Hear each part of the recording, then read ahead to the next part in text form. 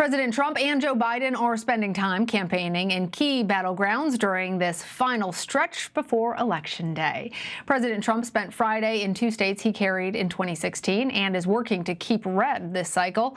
Meanwhile, Joe Biden was in Michigan. It's another state President Trump clinched in the last go-around, but our recent polling shows Biden with an edge there now. Ed O'Keefe has the latest. With just 18 days to go and more than 22 million early votes cast, time is running short for President Trump, who trails Joe Biden in nearly every swing state. We love our senior citizens, including Florida, where today he tried to woo back a key part of his 2016 coalition, senior citizens who he acknowledged have suffered during the pandemic. My message to America's seniors today is one of optimism, confidence, and hope. Your sacrifice has not been in vain. But the president's handling of COVID-19 has cost him among Florida's seniors, who usually favor Republicans. Polls now show Biden cutting into that lead. Americans don't panic. Donald Trump panicked. Joe Biden, meanwhile, kept up his attack on the president's handling of the pandemic during a trip to Michigan, hoping to pad his 6-point lead there. And experts have said that nearly another 200,000 lives are likely to be lost in the coming months. Biden will get a boost from his former running mate next week when President Barack Obama hits the campaign trail, his first stop, Philadelphia. Democrats are even liking their chances in traditional Republican strongholds like Georgia, where the president is headed tonight, hoping to stop Biden from becoming the first Democrat in 28 years to win the state. It's crazy and not true. Part of the president's problem, he keeps veering off message. Last night in a town meeting with NBC News, he refused to clearly denounce the right-wing conspiracy group QAnon. I just don't know about QAnon. What I do hear about it is they are very strongly against pedophilia, and I agree with that. I mean, I do agree with that. Republican Senator Mitt Romney said the president's refusal to denounce QAnon continues an alarming pattern, while fellow Republican Nebraska Senator Ben Sasse was caught on tape this week sharply criticizing Mr. Trump. The way he treats women and he mocks evangelicals behind closed doors. He's flirted with white supremacists. There are mounting concerns over whether the president's personal attorney, Rudy Giuliani, is being used by Russia to influence the 2020 election. CBS News has learned Giuliani met extensively with someone considered an active Russian agent. The intelligence community was so concerned the president himself was warned. Paula Reid has been following this story and reports now from the White House. Yeah, it's Biden's son. It's Hunter. President Trump on the attack today, going after Joe Biden and his family with dubious accusations. I'll tell you what, it's an organized crime family as far as I'm concerned. The president is referencing a tabloid newspaper story with emails purportedly swiped from the vice president's son, Hunter. But CBS News has learned the president was personally warned by the National Security Advisor, Robert O'Brien, that the man who provided the information to the tabloid, his personal attorney, Rudy Giuliani, was the target of a Russian influence campaign aimed at discrediting Biden. Sources say the president did not seem concerned. Intelligence officials also notified Giuliani to tell him he was a target. But the former New York mayor disputes that and claims he got the information from a computer repairman in Delaware who allegedly had Hunter Biden's laptop. We have the entire hard drive. We've analyzed it now for about 2 weeks. CBS News has learned the FBI is now looking into whether the information found on the device may be part of a Russian disinformation campaign. Giuliani has admitted he went to Ukraine last year and worked with a known Russian agent to dig up dirt on Biden. So you did ask Ukraine to look into Joe Biden? Of course I did. Ed O'Keefe and Paula Reid join me now for more. Ed is a CBS News political correspondent, and Paula is a CBS News White House correspondent. Hello to you both. Paula, I'm going to start with you. What kinds of questions and concerns do these warnings about Rudy Giuliani raise, and what implications, if any, could this have on the election? A lot of questions, Lana, specifically why the president wasn't more concerned about allegations that one of his personal attorneys could potentially be working with a foreign entity related to the election. Because this is, of course, a question and a controversy that has dogged his entire presidency. As we all well know, Special Counsel Robert Mueller investigated several people around the president and his campaign for possibly colluding with Russia. The president's efforts to tamp that down also gave rise to another investigation investigation into possible obstruction of justice. So when these concerns were raised to the president, I'm told, by his national security advisor, and the president just sort of brushed them off, it raises questions why the president would want yet another close official in his orbit to have this kind of controversy swirling around him. I've spoken with several members of the president's impeachment team. This is one of the reasons that they did not want Rudy Giuliani officially participating in the president's impeachment defense, because they believe he was too close to some of the conduct that was actually being investigated. So it speaks again to this issue of the people the president selects to represent him and the kind of conduct that he tolerates by many of these people. We know at least half a dozen of his top advisors have been either charged, convicted, or pleaded guilty of crimes during this administration.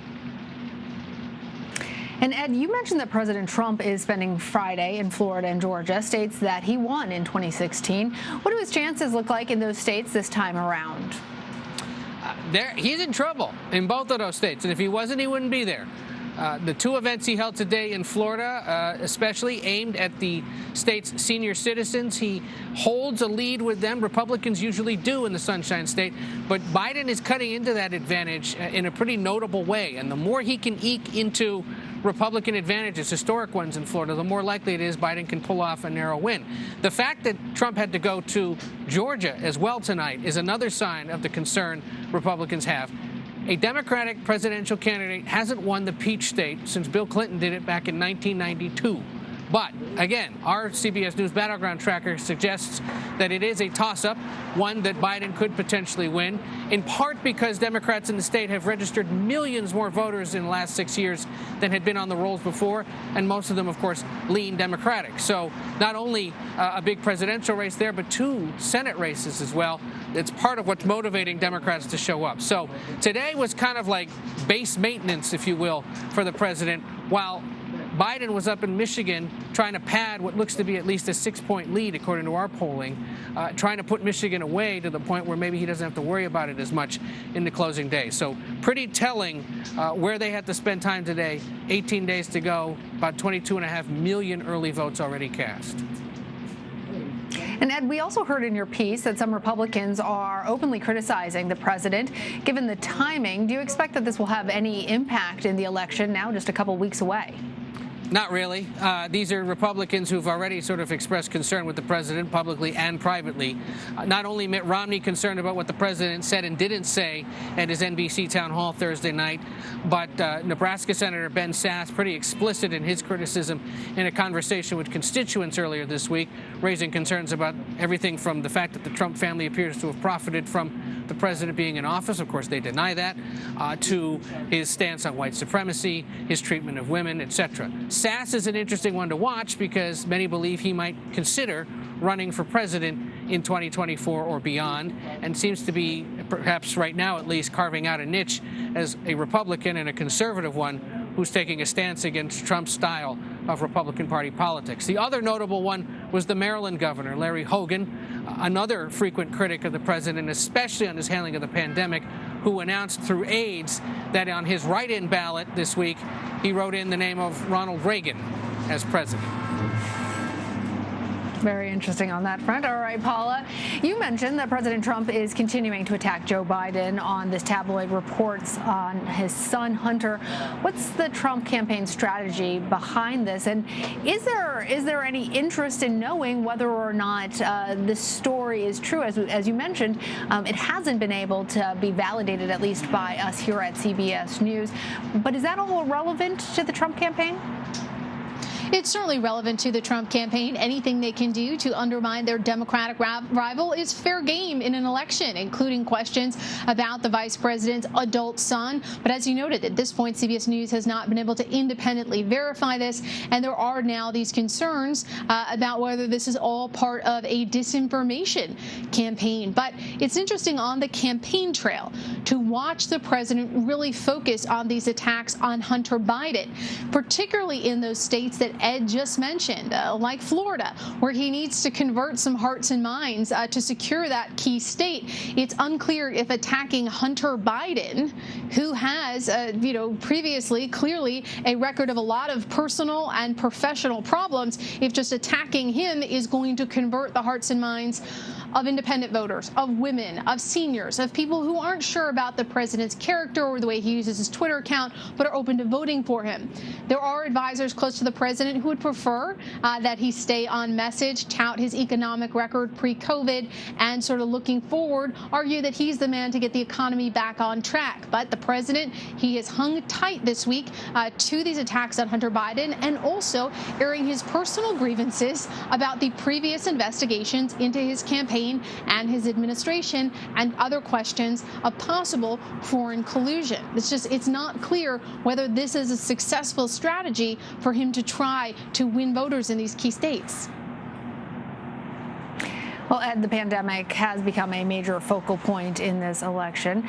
How has the president's tone and messaging changed on this issue as we approach November 3rd and after he himself came out of his own bout with the coronavirus? He's got two messages going, at least as of today. There's the "I survived this, I might be immune. Let's not worry about this too much and go on with our lives," that he presented in Fort Myers. At his rally. No, actually, it was at the Fort Myers event, where he talked about the fact that both he, his wife, his son have had it. They seem to be okay, and they're moving on. But in the same speech, slightly more teleprompted remarks regarding how he sort of now understands and wants to acknowledge the sacrifice that senior citizens have made over the course of this pandemic, not only in being adversely affected by it directly, but also emotionally and personally, the fact that they can't see family, that they are perhaps more isolated than they've been. That is a remarkable acknowledgement from him months after attacks just like that from Democrats began. It's as if he's responding now 4 or 5 months after the attack ads that literally starred senior citizens wishing they could see their grandchildren in person started airing across states like Florida. So it's telling. They know what's happening. They can see the advantage that he has with senior citizens shrinking, and today at least he tried to button that up and see if he could perhaps keep that gap from closing even more. But, predominantly it's been, I survived this, we're going to get through it, and maybe it'll blow over soon. And yet that statement comes in a week when twice already this week we've seen record high numbers of new infections for the first time in months. It is interesting to see as the president tries to balance those two somewhat contradictory messages. And as you know, he does sometimes have difficulty keeping those personal interjections from undercutting, I guess, some of what has been written for him on those teleprompters. All right, Ed O'Keefe, Paula Reid, thank you both.